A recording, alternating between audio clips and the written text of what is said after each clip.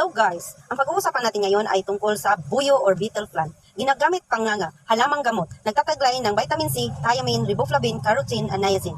Nagtataglay ng essential oil, iodine, vitamin E, vitamin B1, vitamin B2, nicotinic acid. Ito ay kadalasay pang painkiller. Itapal ang dinurog na dahon nito sa bahagi na may sakit sa katawan. Sugat, tapalan muna ito ng dahon nito. Mabisa rin itong pampanatili ng pH level. Inumin lamang ang katas nito habang wala pang laman ang iyong tiyan. Mabisa rin itong pampabalik ng gana sa pagkain, lalo na kung galing sa sakit. Benepisyo ng buyo. Number 1, anti-diabetic agent. Ang dinurog na tuyong dahon nito ay mabisang pampababa sa ating blood glucose level at na-diagnose ng type 2 diabetes mellitus at ito ay walang side effect.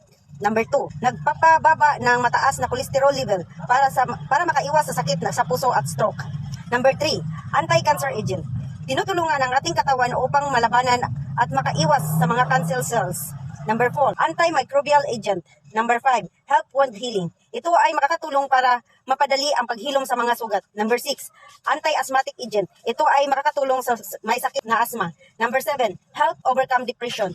Sa pamamagitan ng pagmuya ng dahon ng buyo, makakaiwas ka sa depresyon. Number 8, improve oral health. Sa pamamagitan sa pagmuya ng dahon ng buyo ay mabisang panglinis sa bibig at sakit sa ngipin. Number 9, anti-malarial agent. Ito ay makakaiwas sa kagat ng mga lamok.